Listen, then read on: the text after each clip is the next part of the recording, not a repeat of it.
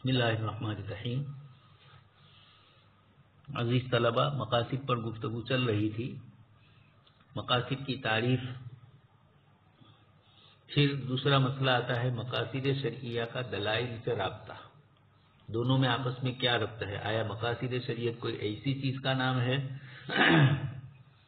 جو ادلہ شرعیہ کے ساتھ مناسبت ہی نہیں رکھتی ہے؟ تو یقینی بات ہے کہ مقاصد شرعیہ کتاب و سنت کی وہ دلیلیں ہیں جن سے احکام کی غایات اور احکام کے نتائج کو قرآن کریم ذکر کرتا ہے، احادیث مبارکہ ذکر کرتی ہے۔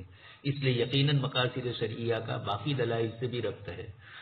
دلائل کی دو قسمیں آپ سن چکے ہیں، ایک تو متفق علیہ کتاب و سنت، اجماع اور قیاس۔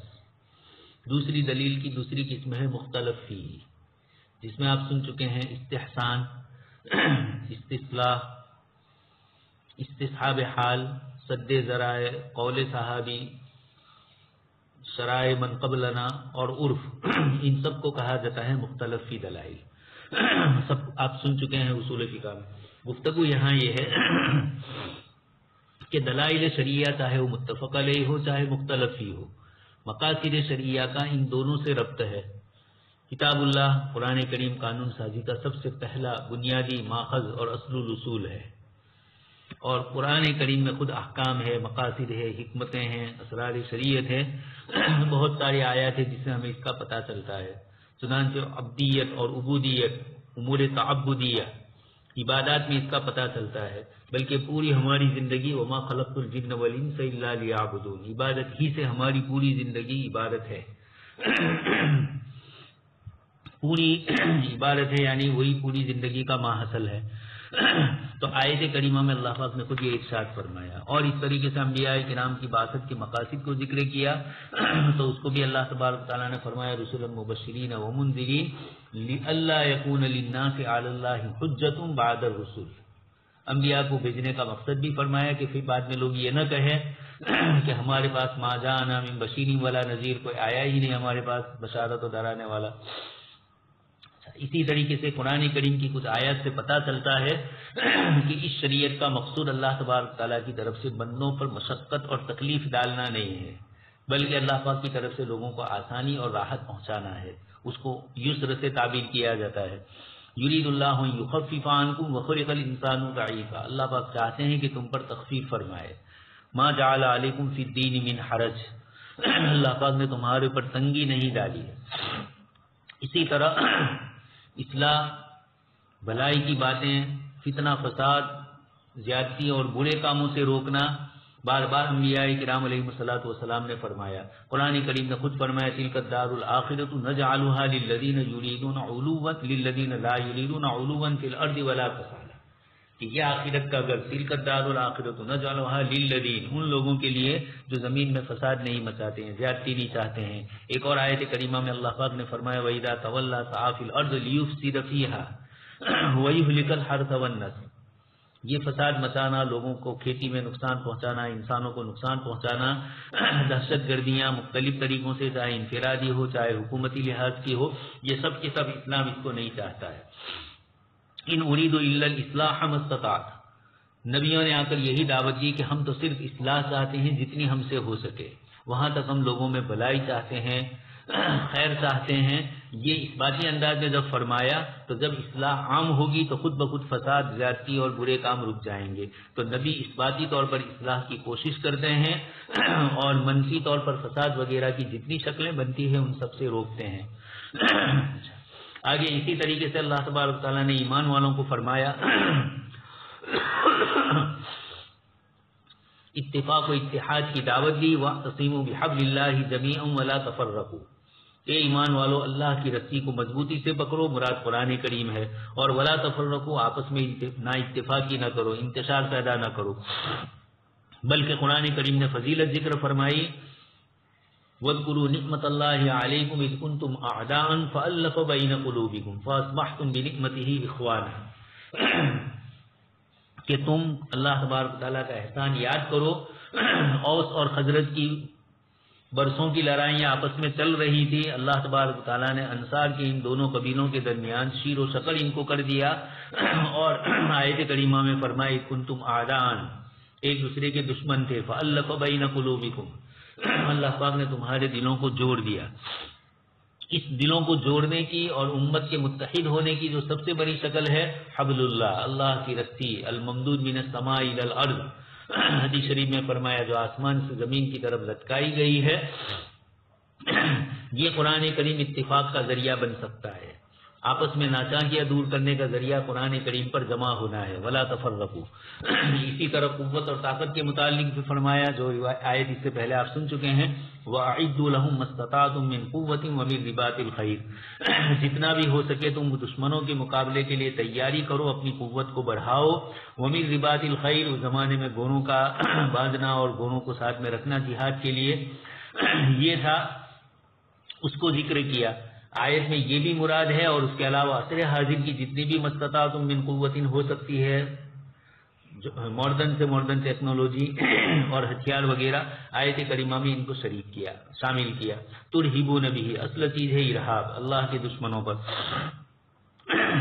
یہ قرآن کریم نے مقاصد ذکر فرمائے. اور بھی یہ تو عبادت کے پہلو میں اور دوسرے کچھ پہلو میں اور بھی کئی چیزیں ہیں.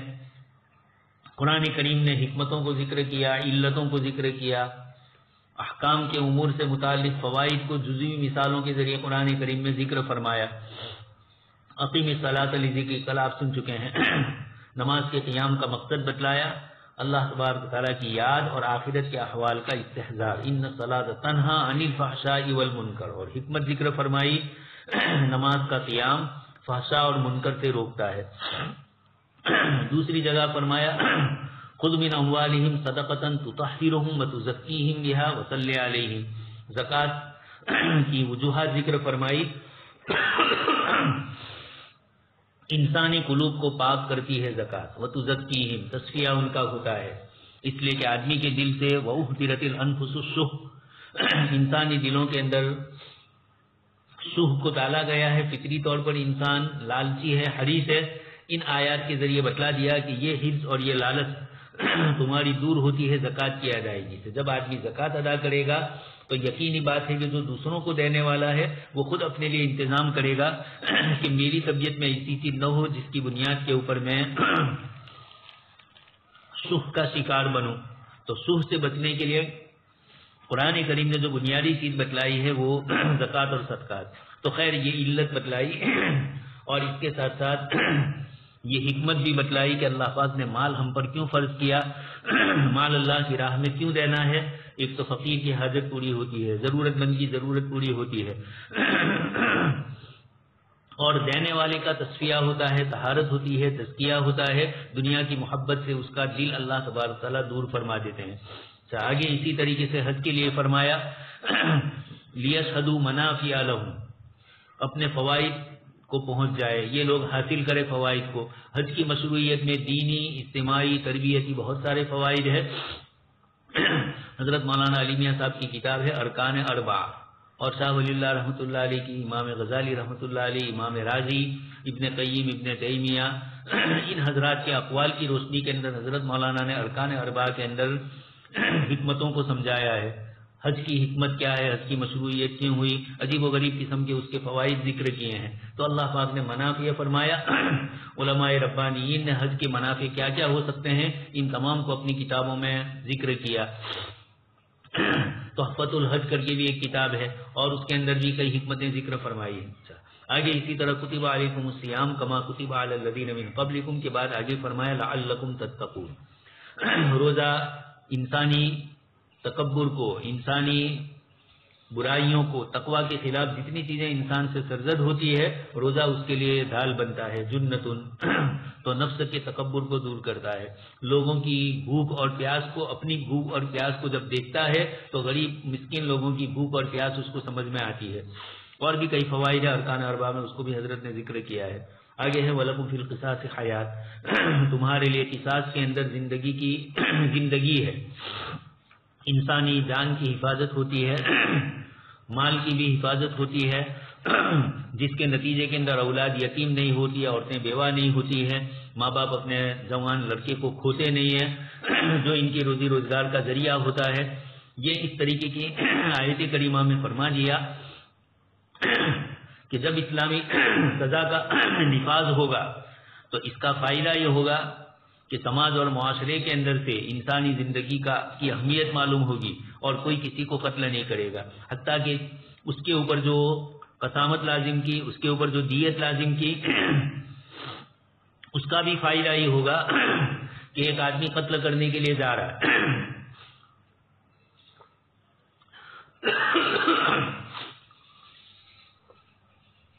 اس کے رشتے دار اس کو روکیں گے کہ ارے تو قتل کرنے جائے گا تو ہمارے اوپر بھی تیری دیت آئے گی، قتل خطا کے اندر قتل عمل میں تیرے اوپر قصاص آئے گا تو تیرے بال بچوں کا کون ذمہ دار، تو سب اس کو روکیں گے۔ یہ عجیب و غریب اس موضوع پر بھی عصر حاضر کے اندر علماء کرام نے بہت ساری کتابیں لکھی ہے۔ حضرت ابو زہرہ مصری رحمۃ اللہ علیہ کی کتاب ہے جریمہ گناہ کے اوپر اور اس کی سزاؤں کے اوپر، اور بھی دوسرے کئی علماء نے اس طرح کی کتابیں لکھی ہے جن کے اندر اسلام کا نظام ہے، قصاص کیا ہے، اس سے کیا فائدے ہوتے ہیں۔ آپ کو اس سے پہلے شاید کہہ چکا ہوں میں، شاہ فیصل مرحوم رحمۃ اللہ علیہ امریکہ گئے پہلی مرتبہ بادشاہ بننے کے بعد، ان کو معلوم تھا چونکہ انہوں نے اسلامی نظام کو بہت اچھی طریقے سے نافذ کیا تھا سعودی عربیہ میں، تو ان کو معلوم تھا کہ وہاں کے میڈیا والے جب میں پہنچوں گا تو یہ مجھ سے سوالات کریں گے اسلامی سزاؤں کے متعلق، اس لیے حضرت نے یہ کیا کہ امریکہ کا الگ الگ ایک مہینے کا ایک سال کا الگ الگ گناہوں کا کریمنل جو تھا کریمنل ان سب کا ریکارڈ آپ نے جمع کیا، اور سعودی کا ریکارڈ تو تھا ہی آپ کے پاس، یہ لے کر گئے۔ آپ کو معلوم تھا کہ سب سے زیادہ سوالات اسی پر ہوں گے، چنانچہ آپ کو یہ سوال کیا گیا، آپ نے فرمایا کہ دیکھیے ہمارے ملک کا یہ 10 سالہ ریکارڈ ہے اور آپ کے ملک کا 1 مہینے کا ریکارڈ ہے، پھر بھی آپ کا 1 مہینے کا قتل کا ریکارڈ اور دوسرے جتنے بھی جرم ہوتے ہیں، چوری ڈکیتی، عورتوں کے اوپر ریپ کرنا، اس طرح کے جتنے بھی بڑے بڑے گناہ تھے ان تمام کرائم کو آپ نے ذکر کیا، اور یہ سعودی عربیہ کا 10 سالہ ریکارڈ ہے۔ اور دوسری بات، اسلامی سزائیں جو نافذ ہوتی ہے تو اسلامی سزا کے نفاذ کے لیے اصول اور ضابطے بہت کڑے ہیں۔ آپ زنا کے متعلق سن ہی چکے ہیں، 4 گواہوں کی گواہی کے بعد اس کا ثبوت ہوتا ہے، اور ان 4 گواہوں میں سے کوئی بھی ادھر ادھر ہو گیا تو کوڑے ان کو پڑیں گے۔ ان سب چیزوں کو مستحضر رکھتے ہوئے شریعت اسلامیہ نے سزائیں بھی سخت رکھی، تو ان سزاؤں کے ثبوت کے لیے جو شہادات ہیں ان شہادات کو بھی بڑی موقت کی۔ اس کے بعد یہ فرمایا کہ ہمارے یہاں گناہوں کا تو یہ پیمانہ ہے، لیکن دوسری طرف خود سزائیں دیکھیں تو سال میں 1-2 مرتبہ سزائیں ہوتی ہے، کوئی ایک گناہ آتا ہے تو دونوں چیزوں کا فائدہ ہوا، لوگوں میں کرائم بھی کم ہوئے، اور اس کا نتیجہ یہ ہوا کہ اسلامی سزا کا جو نفاذ ہوا وہ بھی عملاً کم ہو سکا، اس لیے کہ مجرم آئے ہی نہیں، لوگ ڈر گئے۔ قرآن نے جس کو نکال لما بین یدیہا فرمایا ہے، لوگوں کے سامنے یہ سزا نافذ کی جاتی ہے، اور ایسی سزا ہوتی ہے کہ جس کی بنیاد کے اوپر مجرم کے گناہ کو کوئی ایک آدمی دیکھ لے تو زندگی میں خواب میں بھی وہ گناہ نہیں کرے گا، جب وہ دیکھے گا رجم کس طریقے سے ہو رہا ہے، کوڑے کس طرح پڑ رہے ہیں، ہاتھ کیسے کاٹے جاتے ہیں، یہ سزائیں ہیں۔ اسی طرح انما جزاء الذین یحاربون اللہ۔ خیر، تو مجھے یہ کہنا ہے کہ کل جو آپ کو کہا تھا مقاصد خصوصی اور مقاصد عمومی، اسلامی شریعت کا عمومی نظریہ، تو اس کے پیش نظر علماء نے اس پر بھی کتابیں لکھی ہے۔ اسی طرح آگے ہیں وقاتلہم حتی لا تکون فتنہ، اور آپ ان سے جہاد کیجئے یہاں تک کہ فتنہ باقی نہ رہے۔ تو فتنے کی بے خنی اسلامی جہاد کے مقاصد میں سے ایک مقصد یہ بھی ہے، کئی مقاصد ہے۔ سب سے پہلے فرمایا اذن للذین یقاتلون بانہم ظلموا وان اللہ علی نصرہم لقدیر الذین اخرجوا من دیارہم بغیر حق، جن کو اپنے گھروں سے نکالا گیا محض اس بنیاد پر کہ وہ ایک اللہ پر ایمان لاتے ہیں۔ اسی طریقے سے وما لکم لا تقاتلون فی سبیل اللہ والمستضعفین من الرجال والنساء والولدان الذین یقولون ربنا اخرجنا من هذه القرية الظالم اهلها۔ کچھ لوگوں پر ظلم ہو رہا ہے، وہ ظلم کی چکی میں پیس رہے ہیں، تو قرآن کریم دوسرے مسلمانوں کو کہہ رہا ہے، اسلامی حکومتوں کو کہہ رہا ہے کہ ان کی حفاظت کیجیے۔ مکہ والوں پر یہ ہو رہا تھا تو مدینہ منورہ کے سلسلے میں حضرت عبداللہ ابن عباس فرماتے ہیں کہ میں اور میری والدہ ان لوگوں میں سے تھے جن کے متعلق یہ آیت نازل ہوئی۔ اچھا، خیر، بات تھوڑی دور جا رہی۔ تو فتنے کو ختم کرنا. اسلام کا مقصد فتنے کو بیخکنی اس کی کرنی ہے اور امن اور سلامتی کو وجود میں لانا ہے. اسی لیے اللہ پاک نے مکہ والوں کو 2 چیزیں فرمائی. فَلْيَعْبُدُوا رَبَّ هَٰذَا الْبَيْتِ الَّذِي أَطْعَمَهُم مِّن جُوعٍ وَآمَنَهُم مِّن خَوْفٍ. بھوک سے امن ملے. اسلام کے آنے کے بعد ڈاکہ زنیاں نہیں ہوئی, لوگوں کو لوٹا نہیں گیا, ہر ایک کو اس کا حق ملا, فقیر کو زکوٰۃ ملی, محتاج کو اس کا حق ملا, ہر صاحب حق کو اس کا حق ملا. اس کی بنیاد کے اوپر فتنہ ختم ہو گیا اور امن و سلامتی قائم ہوئی. وَآمَنَهُم مِّن خَوْفٍ, خوف سے نجات. دیکھ رہے ہیں آپ دنیا میں خوف ایسی بری چیز ہے. ایک چھوٹے سے کورونا کا خوف دیکھ لیا آپ نے, ساری دنیا پریشان ہے. تو حتیٰ لا تکون فتنۃ, اس سے اسلام کی جہاد کی مشروعیت کو بھی واضح کیا. یہ سب مقاصد ہیں قرآن کریم کے. اچھا آگے ایک اور آیت شراب کے سلسلے کی بھی سن لیجئے. انما الخمر والمیسر والانصاب والازلام رجس من عمل الشیطان فاجتنبوه لعلکم تفلحون. فاجتنبوه, اللہ پاک نے فرمایا کہ اس سے بچو, تم کامیاب ہو جاؤ گے. اور ایک اور آیت میں فرمایا سورہ مائدہ ہی کی اس سے پہلے والی آیت میں انما یرید الشیطان ان یوقع بینکم العداوۃ والبغضاء فی الخمر والمیسر. شراب اور جوئے سے اس لیے منع کیا کہ دونوں آپس میں دشمنی, عداوت, کینے, جھگڑے وغیرہ پیدا کرتے ہیں. اس بنیاد کے اوپر رات دن دیکھ رہے ہیں شرابیوں کو لڑتے ہوئے, جوا کھیلنے والوں کو لڑتے ہوئے, دشمنیاں ہوتی ہے اور پھر اس کے بعد اس لیے کہ پیسہ چلا گیا. تو قرآن کریم نے معاشرتی زندگی میں بھی ان چیزوں کو ذکر کیا. اچھا یہی حال احادیث مبارکہ کا بھی ہے. کئی روایتیں احادیث مبارکہ کے ذخیرے میں موجود ہے جس میں آپ صلی اللہ علیہ وسلم وہاں بھی مقصد کو ذکر فرماتے ہیں. جیسے ایک روایت کثرت سے مشہور ہے, آپ کی جوانی کا تقاضا بھی ہے, اس کی تیاری بھی آپ کر رہے ہوں گے. یا معاشر الشباب من استطاع منکم الباء فلیتزوج. نوجوانوں کی جماعت کو فرمائے کہ جو تم میں سے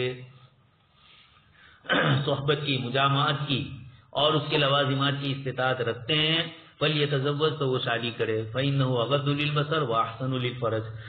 یہ بتلا دیا آگے. نگاہ کی بھی حفاظت ہوتی ہے, شرمگاہ کی بھی حفاظت ہوتی ہے. قل للمؤمنین یغضوا من ابصارهم ويحفظوا فروجهم. آیت میں بھی ذکر فرمایا اور حدیث شریف نے اس کا علاج بھی بتلا دیا. اور جو بیچارہ استطاعت نہیں رکھتا ہے تو فعلیہ بالصوم فإنه له وجاء. روزہ نفس کی قوت کو توڑتا ہے اور اس بنیاد کے اوپر اس قسم کی چیزوں سے آدمی گناہوں میں مبتلا ہونے سے بچتا ہے. آگے اور ایک روایت آپ صلی اللہ علیہ وسلم کی اس سے پہلے آپ سن چکے ہیں. انما جعل الاستئذان لاجل البصر. شریعت مطہرہ نے ایک دوسرے کی گھر اجازت لینے کا جو حکم فرمایا اس کی بھی وجہ ذکر فرمائی, مقصد اس کا ذکر فرمایا من اجل البصر. اچانک اجنبیہ پر نگاہ پڑ جائے اور پھر آدمی پریشان ہو جائے اور شرمگاہ تک اس کی تصدیق ہو جائے, اس سے بچنے کے لیے فرمایا. اسی طرح اور ایک روایت میں فرمایا انکم اذا فعلتم ذالک قطعتم ارحامکم.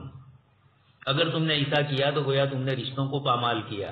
صلہ رحمی کو توڑنے کی جو شکلیں مختلف ہوتی ہے, اس طرح کی شکلیں جب آدمی کرتا ہے تو اس کی بنیاد کے اوپر رشتہ داروں میں آپس میں ناچاکیاں ہوتی ہے.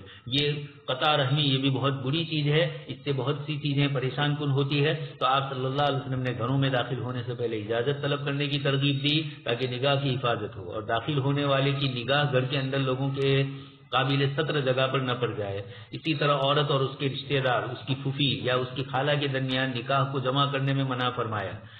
آدمی جمع نہ کرے عورت اور اس کی پھوپھی کو, عورت اور اس کی خالہ کو.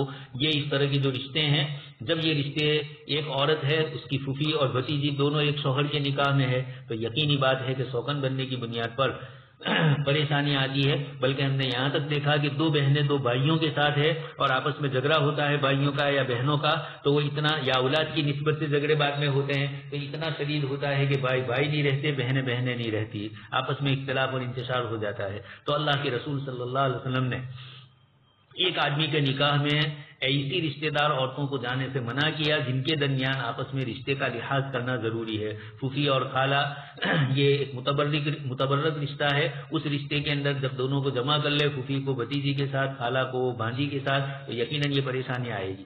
اچھا اسی طریقے سے روایتوں میں کچھ مقاصد کا قطعی اور یقینی طور پر ذکر کیا ہے. اسی کو آگے امام شافعی رحمۃ اللہ علیہ ذکر کریں گے. جیسے لا ضرر ولا ضرار, نہ نقصان اٹھانا ہے نہ کسی کو نقصان پہنچانا ہے. ان حاضر الدین یسرون. آگے کیلانی صاحب دونوں قسم کو ذکر کریں گے. کچھ تو وہ اصول ہے جو قواعد فقہیہ کا درجہ رکھتے ہیں, اور کچھ وہ قواعد ہے جو مقاصد شریعت کا درجہ رکھتے ہیں. اس میں جو کتاب اللہ سے ثابت ہونے والے اشباہ و نظائر کے شروع میں آپ سن چکے ہیں چند آیات جن کی روشنی کے اندر آپ صلی اللہ علیہ وسلم نے قواعد ذکر فرمائے، آپ نے وہ روایتیں ذکر کی اور بعد میں علماء نے اس کے اوپر قواعد کا اطلاق کیا اور اس سے دوسرے جزوی قواعد بھی ذکر کیے. تو ان میں سے یہ بھی ہے الیقین لا یزول بالشک لا ضرر ولا ضرار ان ھذا الدین یسر. آپ صلی اللہ علیہ وسلم نے فرمایا، یہ مفتی کو بھی بتلایا جا رہا ہے کہ دین کے اندر امت کے لیے جہاں آسانی ہو سکتی ہو مسائل میں وہاں آسانی پیدا کرے، لیکن وہ دین بڑھے، باقی دین ہی نہ ہو تو پھر یسر کہاں سے آئے گا. سود کو آپ نے حلال کر دیا اس شخص کے لیے جس کو اتنی حاجت شدیدہ نہیں ہے. یجوز للمحتاج الاستقلاظ بالربا، یہ تو اپنی جگہ پر ہے. مقاصد کا اجماع سے بھی ربط ہے. آپ صلی اللہ علیہ وسلم کی وفات کے بعد کسی مسئلے کے حکم کی تعین پر زمانے کے مجتہدین کے اتفاق کا نام اجماع ہے. صحابہ کرام نے سب سے پہلے اس کو فرمایا اور پھر اس کے بعد ہر زمانے میں رہا. یہ اجماع بھی جب منعقد ہوگا تو یقینی بات ہے کہ ہر عالم دلیل پیش کرے گا جواز کی، اس چیز میں ضرورت ہے جواز کی. تو جس مسئلے پر اجماع ہوا، چاہے جواز پر چاہے عدم جواز پر، علماء کرام اپنی آرا پیش کریں گے اور وہ آرا کتاب و سنت سے اقرب ہوگی. تو اجماع بھی در حقیقت کتاب و سنت ہی سے نکلی ہوئی دلیلیں ہیں. کتاب و سنت کے عمومی مفاہیم کے اندر جو اللہ تبارک تعالیٰ نے جن چیزوں کو مشروع فرمایا اور جن چیزوں کو عدم جواز کا جن کو ذکر کیا عدم جواز، ان دونوں کو مد نظر رکھتے ہوئے مفتی حضرات مجتہدین حضرات اجماع کریں گے تو اس اجماع میں یقینی بات ہے کہ دلیلوں سے گفتگو ہوگی. وہ دلیلیں کیا ہوگی؟ وہ مقاصد ہی ہے شریعت کے. اس لیے اجماع اور مقاصد کا بھی آپس میں جوڑ ہے. اسی طرح بعض جزوی علتوں حکمتوں پر مجتہدین کا اتفاق، جیسے آپ مثال سن چکے ہیں صغر کی علت، نابالغ اولاد کے مال اور نکاح میں ولی کو وجوباً حق کی ولایت حاصل ہوتا ہے. تو صغر ایک ایسی چیز ہے جس کو اجماع سے ثابت کیا گیا اور اس سے مقصد بھی حاصل ہوتا ہے، اس لیے کہ صغیر آدمی ہے، اس کی اتنی عقل نہیں ہے، صغیر بچہ ہے، تو یقیناً وہ جو بھی عمل کرے گا اس کے اندر وہ اپنی عقل کی کمی کی بنیاد پر اپنے آپ کو نقصان میں ڈالے گا. تو صغیر کے ولی کو اس کے مال، اسی طرح نکاح کے سلسلے میں بھی کہیں ایسی جگہ نکاح صغیرہ لڑکی یا صغیر لڑکے کا نکاح ایسی جگہ ہو جائے ان کی اپنی مرضی سے کہ بعد میں دھوکہ دہی ہو، بعد میں ان کے لیے پریشانی ہو، تو اولیاء کو اس کا اختیار دیا گیا، اولیاء کے اوپر موقوف رکھا گیا. یہاں تو خاص کر کے صغیر کا مسئلہ ہے، وہ تو بلوغیت کے بعد اولیاء کو دیا ہے، یعنی اولیاء کو کہا ہے کہ ان کی بھی رعایت کرو اور اولیاء کی بھی رعایت، اور اسی کو حناف نے پھر موقوف کے درجے میں رکھا امام محمد نے. اس کی حکمت بھی کیا ہے؟ جلب مصلحت اور منفعت ہے اور دفع مضرت ہے. بچہ چھوٹا ہے، وہ کوئی غلط فیصلہ کر دے تو شریعت مطہرہ نے اس کی مصلحت فوت ہو رہی ہے یا مفسدہ آ رہا ہے، یہ اجماع سے مناسبت ہوئی. اس کی مثال مجتہدین نے متفقہ فیصلہ کیا کہ غصے کی حالت میں جب قاضی کا ذہن الجھن اور دل میں پریشانی ہوگی اور فریقین کے دلائل میں عدم تیقظ کا اندیشہ ہوگا تو ایسی حالت میں قاضی کو فیصلہ نہیں کرنا چاہیے. خیر روایت بھی ہے لا یقضی القاضی وہی غضبان، قاضی اس وقت فیصلہ نہ کرے جس وقت وہ غضبناک ہے، اس لیے کہ غصے میں وہ اعتدال میں نہیں ہے، خون کی رگیں ادھر سے ادھر، خون کا دوران تیز ہو چکا ہے، اس لیے اس کا بیلنس نہیں ہے. اب جب حکم لگائے گا تو کسی کو فائدہ پہنچائے گا تو مقابلے میں کسی کو نقصان ہوگا. اعتدال جو ہونا چاہیے وہ چیز نہیں ہے، اس لیے فقہا نے بھی یہ فیصلہ کیا ہے. اسی طریقے سے بہت ساری مثالیں ہیں. مجتہدین قرآن اور حدیث سے ثابت شرعی اغراض اور مقاصد اور حکمتوں پر متفق نظر آتے ہیں. یہ دلیل ہے کہ اجماع اس مسئلے پر ہو چکا. اور دلیل کیا؟ سب کا اتفاق. اور سب کا اتفاق کیوں ہوا؟ وہ دلیل ایسی تھی جس میں جلب منفعت تھی یا دفع مضرت تھی. اسی طریقے سے مقاصد کا قیاس سے ربط. مقاصد کی کتابوں میں جو متقدمین علماء تھے ان کے یہاں تعلیل کی بحث ذکر کی جاتی تھی اور تعلیل کے بعد ہی مقاصد کے سلسلے میں دوسری گفتگو ہوتی ہے. احناف کے یہاں بھی اسی لیے آپ کو پہلے قیاس کا بیان پڑھوایا، تعلیل کا بیان پہلے پڑھوایا. تعلیل کے سلسلے کے جو اصول اور ضابطے تھے ان سب کو مقیس علیہ کے اصول مقیس کے اور پھر علت کے سلسلے کی جو شرطیں تھیں ان تمام کو اسی لیے شروع میں پڑھوایا تاکہ مقاصد اور قیاس کے درمیان ربط معلوم ہو. تو غیر منصوص مسئلے کو منصوص علیہ مسئلے کے ساتھ حکم کی علت میں اشتراک کی بنیاد پر ہم جوڑتے ہیں، لیکن یقینی بات ہے کہ وہاں پر شریعت مطہرہ کا مقصد ہی سمجھ میں آتا ہے. تو منصوص مسئلہ تو کتاب و سنت میں موجود ہے، اس میں غور کیا. مثلا آپ بہت مشہور مثال سن چکے ہیں کہ نبیذ، اس کو خمر کے اوپر قیاس کیا گیا اور حرام کیا، لیکن نبیذ کی وہ کیفیت جب اس میں سکر کی کیفیت پائی جائے تو اصل شراب حرام ہے، اور دوسری چیزوں کی کھجور کی، جو کی اور دوسری چیزوں کی نبیذ یہ اس کی فرع ہے. علت دونوں میں مشترک سکر کی پائی گئی تو دونوں حکم میں بھی برابر رہے. اسی طریقے سے خنزیر کا اصلی خنزیر کا گوشت ہے یعنی حرمت میں، پھر خنزیر کی چربی اس کی فرع ہے، دونوں میں علت مشترکہ پائی گئی، گندگی اور نجاست، اس لیے دونوں حرام. تو مقصد تحریم حکم الہی کی تعمیل، خبائث سے احتراز، نجاستوں کے کھانے اور نقصان پہنچنے سے نفس کی حفاظت و سلامتی، آگے حفاظت عقل بھی آئے گا، حفاظت نفس بھی. تو حفاظت نفس بھی خنزیر سے ہوا، آدمی بیمار ہو جاتا ہے اس قسم کی چیزیں کھانے سے. تو چربی کا بھی یہی حال. یہ دونوں کے درمیان وہ تو نصوص سے ثابت ہے خنزیر تو. اب یہاں ہم نے اس کی علت میں غور کیا تو چونکہ اس کے اندر بیماریاں ہیں تو ان بیماریوں میں جیسے اس کے گوشت میں ہے اس طرح چربی میں بھی وہ ہے بیماریاں، تو ہم نے دونوں کا حکم ایک کیا. یہ کیا ہوا؟ قیاس کیا. لیکن قیاس کا کیا فائدہ ہوا کہ وہ چیز شریعت کے مقاصد میں سے پائی گئی، مقاصد خمسہ میں سے کسی نہ کسی مقصد کا فوت ہو رہا ہے تو ایسے موقع کے اوپر اس چیز پر حرمت کا حکم لگتا ہے، اور اگر کسی کو طلب کرنا ہے تو پھر اس کی سنیت وجوب وغیرہ اس کا آتا ہے.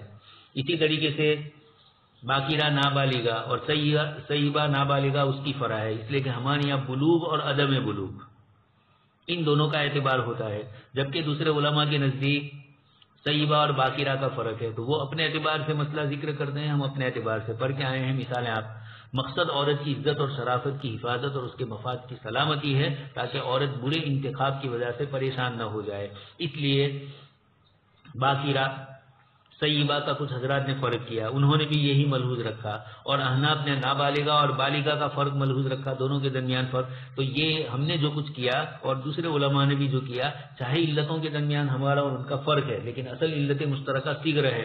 جہاں صغر ہے جن علماء کے نزدیک ہمارے ساتھ جو شریک ہے تو وہاں یہ مسئلہ ہے، اور جہاں صغر علت نہیں ہے بلکہ طیبہ اور باقیرہ ہونے کا فرق ہوتا ہے. خیر اس فرق کو کم علماء نے ملحوظ کیا، زیادہ تر حضرات نے، اس لیے کہ سمجھ میں آتا ہے بچی چھوٹی ہے تو یقیناً وہ اپنے لیے کوئی نقصان کر لے گی اور کسی ایسی جگہ پر اپنا انتخاب کر لے گی کہ جہاں اس کے لیے مناسب نہیں تھا. خیر اسی طرح قاضی کے غصے والی مثال بھی آپ کو ذکر کی. سخت بھوک کی حالت میں فیصلہ کرنا بھی جائز نہیں جس طریقے سے غصے کی حالت میں نہیں، اس لیے کہ وہاں بھی ذہنی الجھن ہے، یہاں بھی ذہنی الجھن ہے. تو حدیث شریف میں اس کو ذکر کیا تو علماء کرام نے قاضی کے لیے یہ بھی کہا کہ قاضی صاحب سخت بھوکے ہوں. گجراتی میں مثل مشہور ہے، بھوکا سپاہی قوم بارے کہ گھر بارے، گجراتی میں یہ جملہ مشہور ہے. تو خیر تو قاضی کو ایسی حالت میں فیصلہ کرنے سے منع کیا گیا.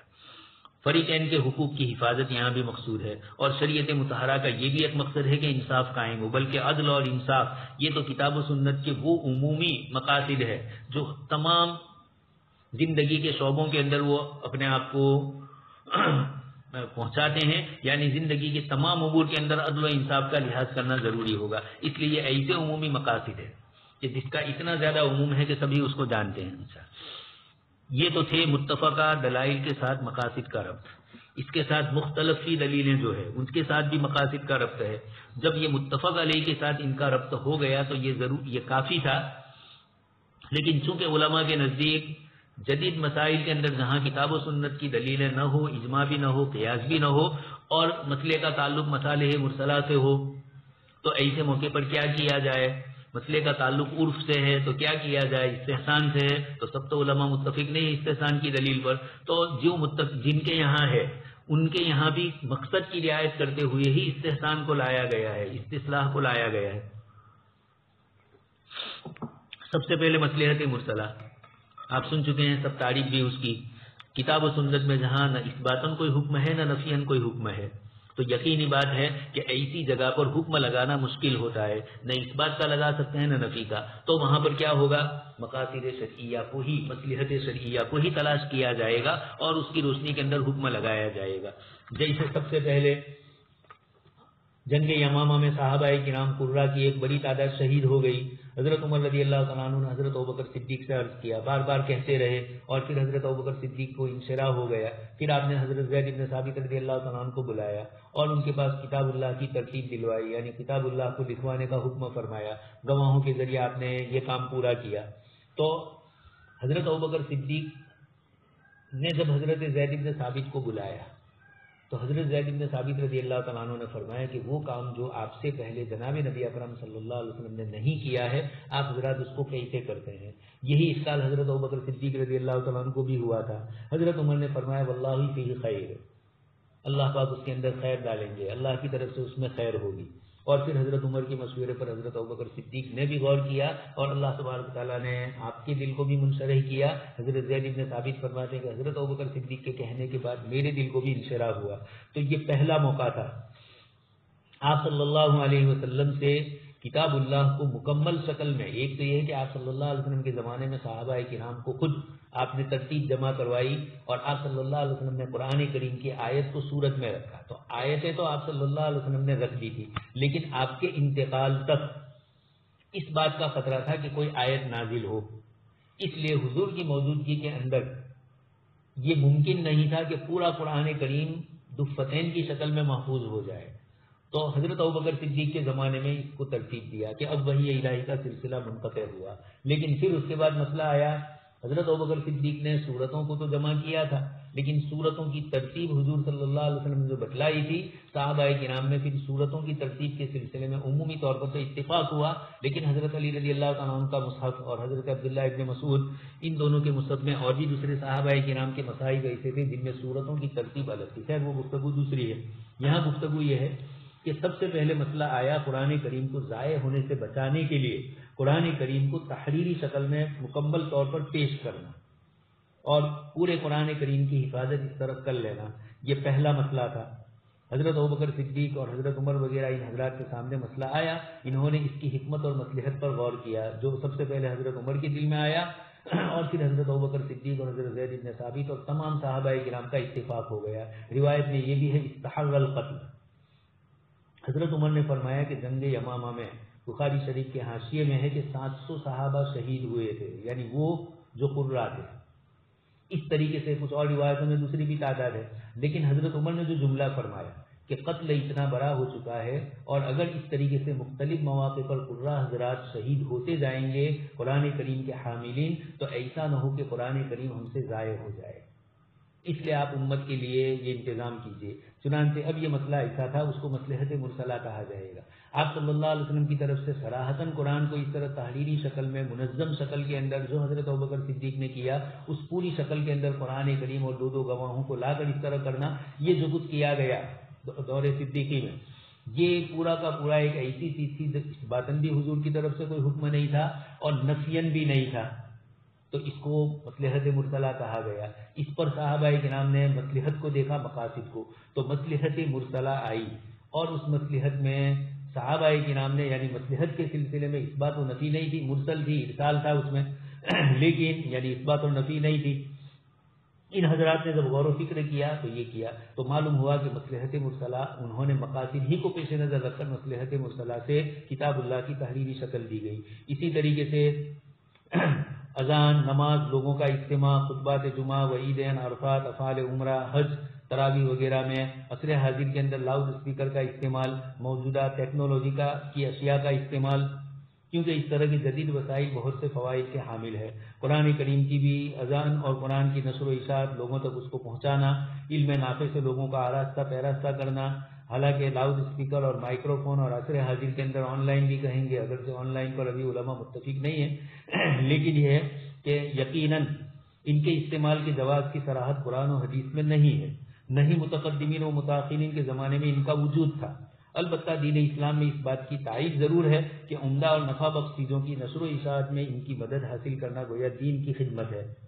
اس نسبت سے اب جو حضرات آن لائن کے قائل نہیں ہے اور جو آن لائن کے قائل ہے، دونوں کا مقصد تو ایک ہی ہے اور دونوں کچھ تحفظات دونوں کے پاس ہے، ان کو خطرہ ہے، لیکن کچھ نہ ہونے سے کچھ تو ہے.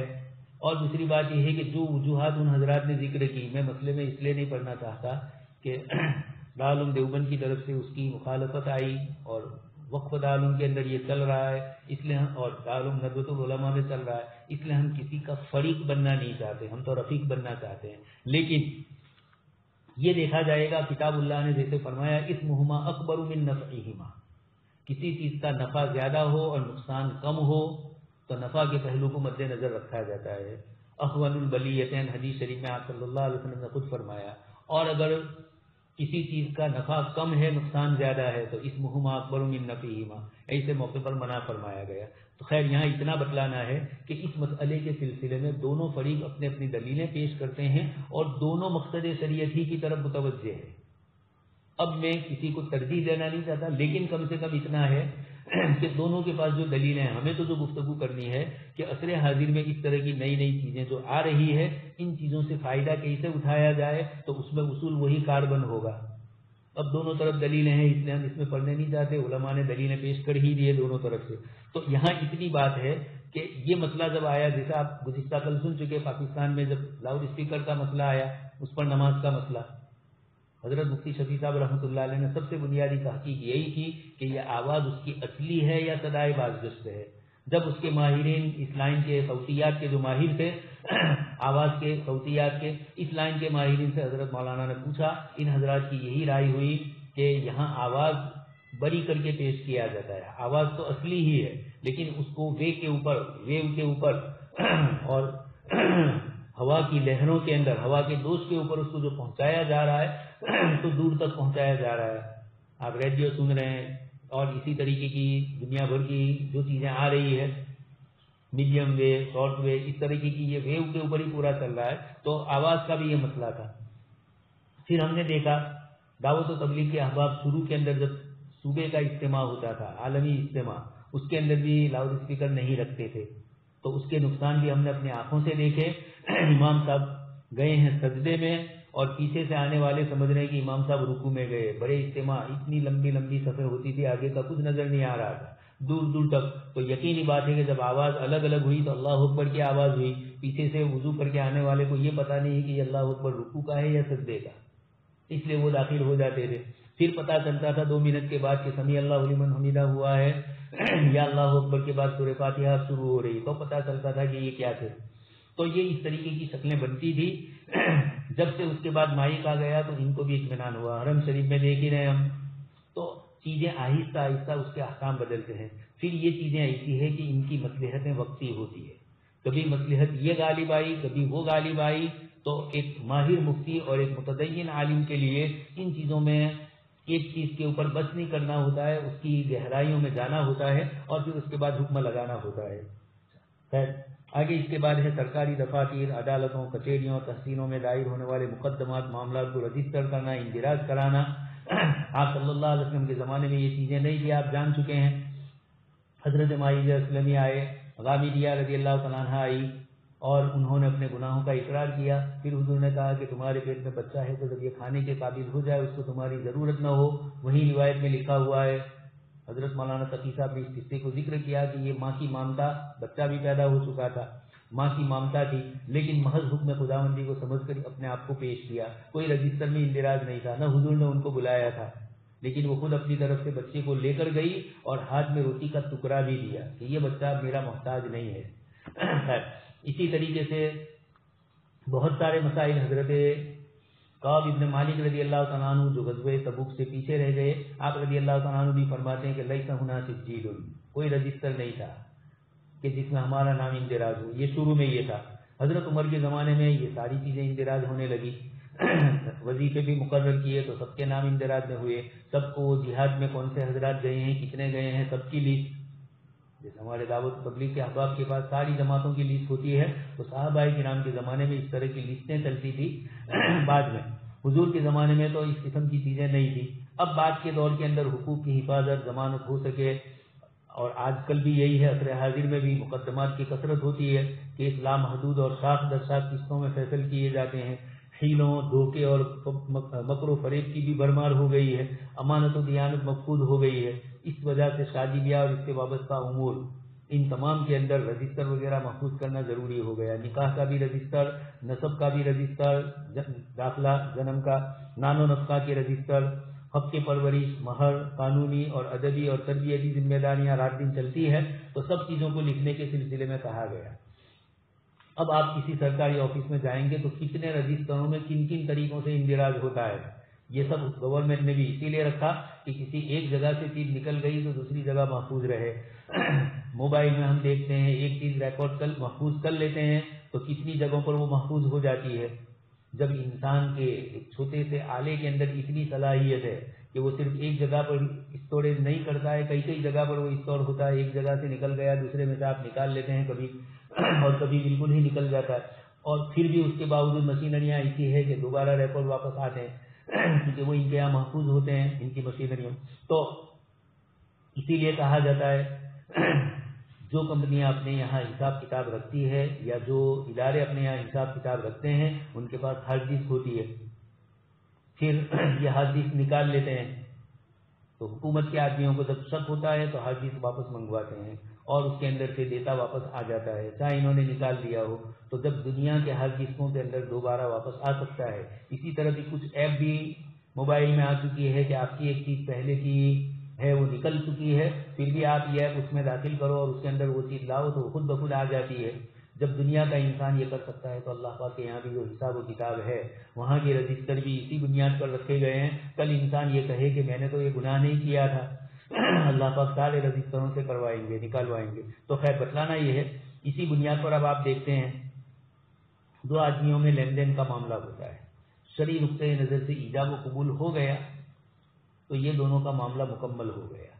لیکن یہ معاملے میں آپس میں جب کبھی گڑبڑ ہو، جب چلتے ہیں تو چل جاتے ہیں، زبانی طور پر ہی سارے کاروبار ہوتے ہیں، شادی بیاہ کی بھی نہیں اس کے بھی نہیں. لیکن جب آپس میں جھگڑا، خاص کر کے آج کا زمانہ جب جھگڑا ہوا، اسی لیے ہم نے اسلامی بینکوں نے مضاربہ اور مشارکہ کے لیے مضاربہ شرطی، مرابحہ شرطی جاری کیے اسلامی بینکوں نے.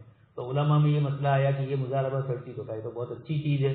کتاب اللہ نے جب وَلْيَكْتُبْ بَيْنَكُمْ كَاتِبٌ بِالْعَدْلِ فرمایا کہ لکھنے والا ان دونوں کے درمیان جو معاملات ہوتے ہیں اس کو لکھے.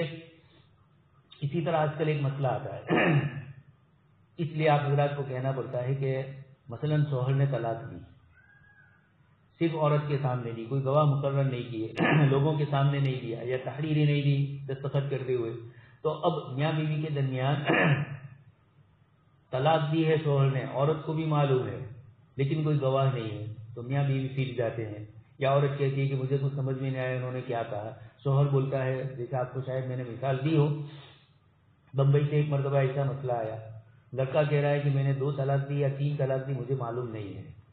ایک مولانا لے کر آئے تھے، کافی دیر تک ادھر ادھر باتیں ہوئی، میں سمجھ گیا کہ بمبئی سے بھروچ تک کوئی مفتی ہی نہیں ملے کہ یہاں تک آنا پڑا. خیر وہ تو فارغ یہاں کے تھے اس لیے وہ یہاں لے کر آئے. تو اس لڑکے کو ادھر ادھر باتیں کروائی، دوسری ہم نے بدل لی، اور پھر اس کے بعد میں نے کہا کہ دیکھیے شریعت میں 3 تک تو اجازت ہے، یعنی 3 طلاق دو، وہاں تک کوئی طلاق واقع نہیں ہوتی، یعنی مکمل عورت نکاح میں سے نہیں نکلتی. 4 دو تو وہ نکل جاتی ہے. تو وہ لڑکا کہنے لگا مولانا میں نے 3 ہی دیے. میں نے کہا مسئلہ وہ نہیں ہے، میں نے تجھے تیری بات سے یہ بات نکلوانے ہی کے لیے یہ کہا تھا. 2 دے دی، پر اس کے بعد فَإِن طَلَّقَهَا فَلَا تَحِلُّ لَهُ مِن بَعْدُ، اب اس کے بعد مسئلہ بدل جاتا ہے. خیر تو تحریر ضروری ہوتی ہے، گواہ بنانا آج کل ضروری ہوتا ہے، ورنہ پھر بعد میں کبھی نقصان بھی ہوتا ہے. گواہ بنا لیے تو آپ پھنس بھی گئے، 3 دی ہے اور اب تو 3 طلاق ممنوع ہے قانونی طور پر حکومت کی طرف سے. اب آپ نے دے دی، یہ بھی ایک مسئلہ آیا. ایک طالب علم کا اور انہوں نے فارغ ہو گئے یہاں سے. اس کے بعد ان کے والد نے کہا کہ مولانا کیا کریں؟ میں نے کہا دیکھیے 1 دی ہے یا 2 دی ہے وہاں تک تو کوئی مسئلہ نہیں ہے. اب آپ تحریری طور پر کوئی چیز نہ دیجیے، یا وہ 1 اور 2 دی ہے، اسی 1 اور 2 کو تحریر میں لا کر اس کو پیش کر دیجیے کہ میں نے تم کو یہ دیا، اگر وہ مانگے یا کورٹ میں مانگا جائے تو، ورنہ زبانی ہی اس کو رکھو ورنہ آپ پھنس جائیں گے. تو کبھی کبھار ایسا بھی ہوتا ہے کہ شریعت مطہرہ میں وہ عمل مکمل ہو جاتا ہے لیکن حکومتوں کے قانونی کارروائیوں کے اندر وہ پوری کارروائی کرنا ضروری ہوتی ہے. اس لیے کچھ علماء نے فرمایا کہ اگر بغیر گواہ کے طلاق دی ہے تو وہ طلاق قابل اعتبار نہیں ہے. ہمارے یہاں نہیں ہے، حناف کے یہاں دوسرے مسلک میں ہے. ابن کثیر میں بھی اس روایت کے اس مسئلے کو ذکر کیا ہے. تو کچھ تابعین طبع تابعین کے اقوال بھی ہے اس سلسلے کے. تو خیر بتلانا یہ ہے کہ آج کل کثرت سے دیکھا آپ سن چکے ہیں شہر کے اندر کہ آپ نے کسی کے پاس سے شہر کی لین دین کر دی، بات چیت زبانی ہو گئی، ایجاب و قبول ہو گیا، لیکن آپ کے پاس شیئر کرتی نہیں آیا، یا آپ کا شیئر بیچنے کے لیے آپ نے دیا، ابھی آپ کے پاس رقم نہیں آئی، اور نہ آپ نے کوئی تحریری طور پر اس کو آپ کا وکیل بنایا، لیکن رات دن چلتا ہے تو چلتا ہے، وہاں تک چلے گا. اس کے بعد جب مسئلہ پیدا ہوگا اور آپ کے پاس قانونی چیز نہیں ہے تو آپ باوجود حق پر ہونے کے، درستگی پر ہونے کے، آپ کو مار کھانی پڑے گی قانونی طور پر.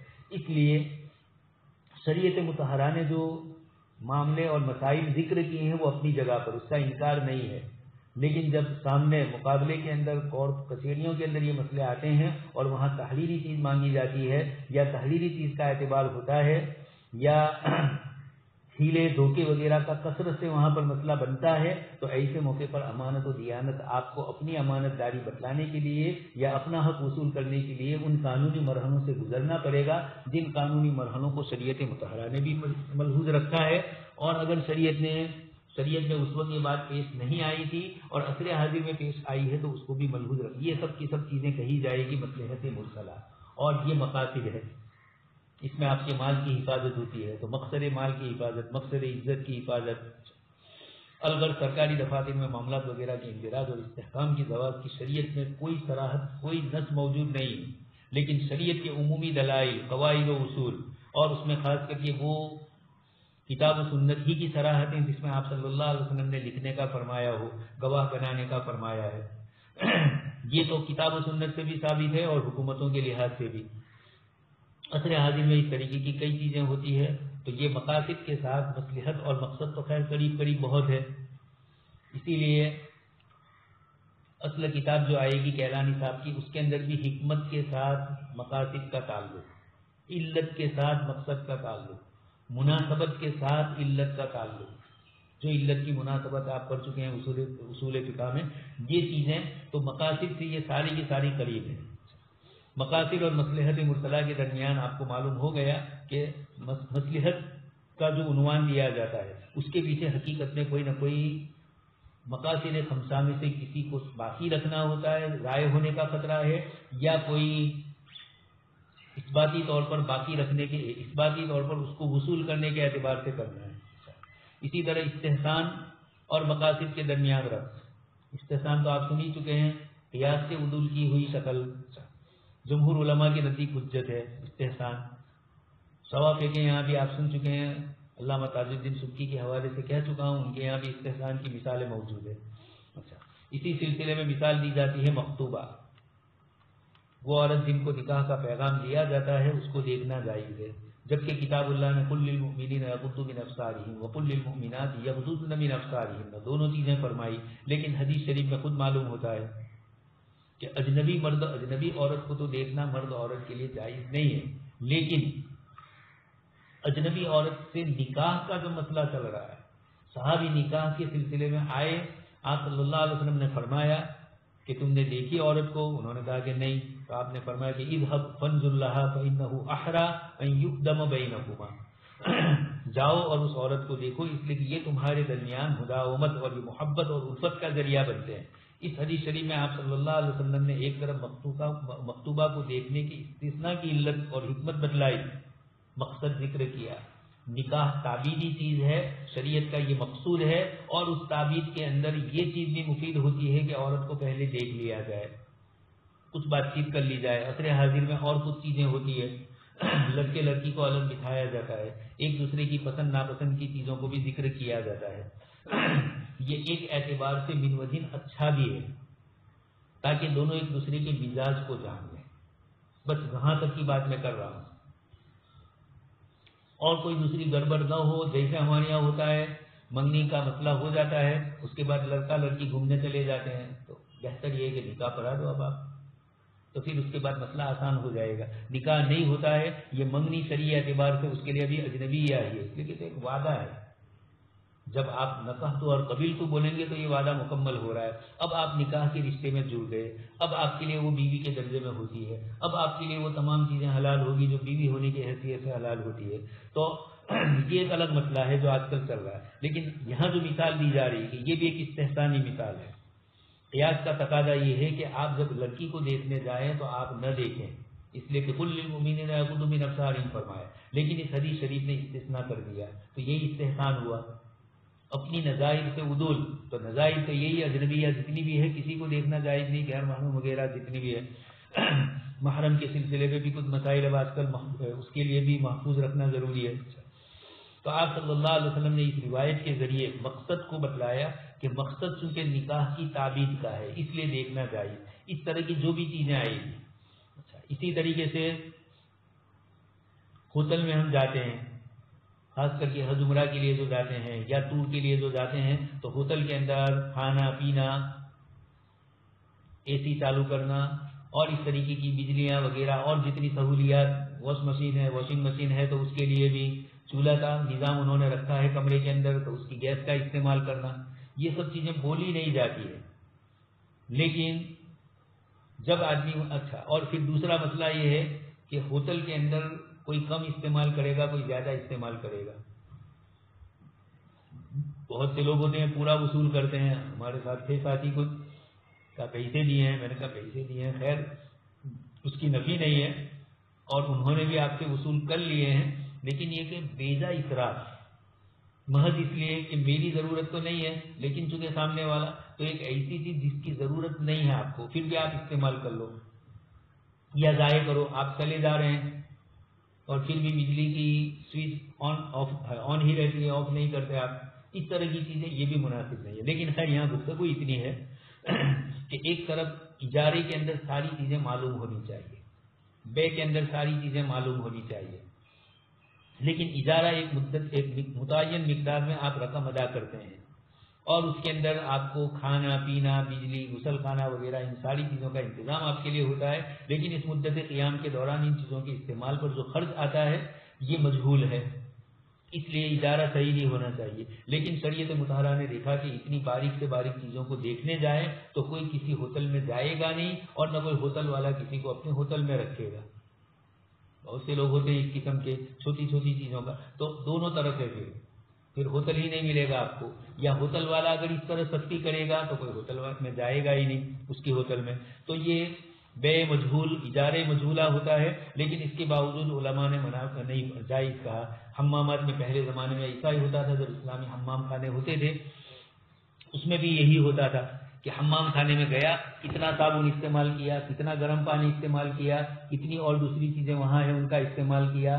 آج کل بھی آپ دیکھ رہے ہیں پیشاب پاخانے کے لیے بھی جو پیسے لیے جاتے، استنجا خانے بناتے، وہاں بھی یہی ہے، کتنا پانی استعمال کریں گے، کتنی گندگی ہوگی، یہ اس قسم کی جتنی بھی چیزیں ہیں مجہولیت ہے، لیکن چونکہ اس سے مقاصد حاصل ہوتے ہیں اور عام متن پھر عرف کا اعتبار کرتے ہوئے اس میں عرف بھی آئے گا، تو مقاصد شریعت میں عرف کا بھی دخل ہے اور یہاں استحساناً بھی عام قانونی اعتبار سے مجہول چیزوں کی بے نہیں ہوتی، مجہول چیزوں کا اجارہ وہ مجہول جو مفضی للمنازع ہوتے ہیں، اس کے باوجود یہاں گنجائش دی گئی، یہ اسی لیے دی کہ مقاصد بہت ہوتے ہیں لوگوں کے۔ اب آپ یہاں سے سعودی گئے ہیں اور وہاں آپ کو انتظام نہیں مل رہا ہے تو آپ کیسے رہیں گے؟ ادائیگی جو ارکان کی ادائیگی ہے اس میں پریشانی آئے گی، خود آپ کی زندگی کے لیے پریشانی، کھانا پکاتے رہو، یہ کرتے رہو، وہ کرتے رہو، یہ چیز بھی وہاں سے لاؤ، وہ بھی وہاں سے لاؤ، تو یہ پریشانیاں ہوتی ہے۔ جیسے آپ دیکھ رہے ہیں ٹرینوں میں، کچھ ٹرینیں وہ ہوتی ہے جس کے اندر سارے انتظامات ہوتے ہیں، اس کا کرایہ زیادہ ہوتا ہے، ایئر میں بھی، اور کچھ ایئر لائنس وہ ہوتی ہے جس کے اندر ایک تو بین الاقوامی ہوتی ہے، اس میں کھانے پینے وغیرہ کا اس کا الگ مسئلہ ہے، لیکن جو ہماری ڈومیسٹک فلائٹ ہوتی ہے بمبئی سے دہلی، دہلی سے احمد آباد، بڑودہ، اس طرح کی جو سفر ہوتی ہے اس میں وہ لوگ کوئی چیز نہیں دیتے ہیں، پہلے سے طے ہوتا ہے، اور اگر چاہیے آپ کو تو اس کا کرایہ اتنا زیادہ ہو جاتا ہے ان چیزوں کا، یا ان چیزوں کی ان کا ثمن اتنا زیادہ ہوتا ہے، اس بنیاد پر پھر آپ نہیں کرتے، ٹرینوں میں بھی نہیں کرتے۔ تو خیر یہ عرف کے اعتبار سے اس طرح کے مقاصد دونوں قسم کے ہوتے ہیں، دونوں حل ہوتے ہیں۔